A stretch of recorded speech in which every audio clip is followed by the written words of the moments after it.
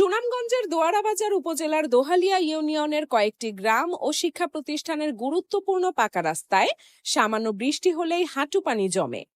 এতে যানবাহন চলাচলে সমস্যা সহ পথচারীরা দুর্ভোগে পড়েন। পানিতে ডুবে থাকা সড়কের গর্তে ঘটে দুর্ঘটনা। স্থানীয় বাসিন্দাদের অভিযোগ, দীর্ঘ 5 বছর থেকে পাকা রাস্তাটির পাশে ড্রেনের দাবি জানালেও কোনো কাজে আসছে না। ফলে বৃষ্টিতে জলাবদ্ধতা সৃষ্টি হলেও পানি নিষ্কাশনের এখন পর্যন্ত কোনো ব্যবস্থা নেয়নি কর্তৃপক্ষ। প্রায় 10 গ্রামের মানুষ সহ প্রগতি উচ্চ বিদ্যালয় ও কলেজের ছাত্রছাত্রীদের চলাচলের একমাত্র সড়ক এটি। বর্ষার মৌসুম আসলে নিয়মিত ক্লাস থেকে বঞ্চিত হন স্কুল কলেজের ছাত্রছাত্রী। মোহাম্মদ সুমন আহমেদ, দোয়ারাবাজার। আসলে এখানে হইলে কলেজও যাওয়ার রাস্তা, আমাদের ইউনিয়নের 7-8টা গ্রামে যাওয়ার রাস্তা। এই রাস্তা 2-3টা জায়গায় বৃষ্টি হইলে উড়াত পানি হয়ে যায়। ছাত্রছাত্রীরা যাইতে পারে না, মেয়েরা যাইতে পারে না, বুরকা ওয়াইসা দেওয়া লাগে, কিন্তু নিজের কাছে লজ্জিত লাগে। এখান সাধারণ একটা ড্রেনের কারণে একটা ড্রেন হয়ে গেলে এখানে আর পানি জমল না। নিজস্ব অর্থনে এই রাস্তা ড্রেন কইরা দিলাম।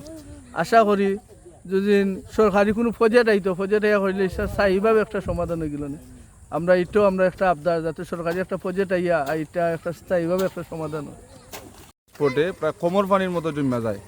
বিশেষ করে এই প্রগতি উচ্চ বিদ্যালয় কলেজের 1300 ছাত্রছাত্রী সকল আছে। এরা খুব ভোগান্তির মধ্যে পড়ে গেছে। কেউ বুরকা ভিজাইয়া সাথে এইদিকে যাওয়া আসা করা লাগে, আমাদের নিজের কাছে একটু খারাপ লাগে। ধারাবাহিকভাবে প্রতি বৎসরের মতো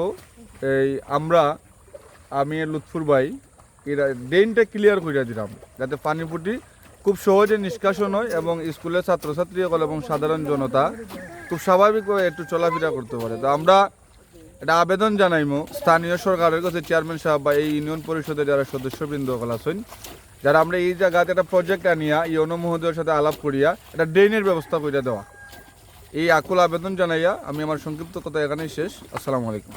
কেন আটুমান দিক পানি হয়ে যায়, আওয়া যায় না। আর এই বাইদের রাস্তাও ভালো না, এই বাইদের রাস্তা ভাঙ্গা অতিরিক্ত।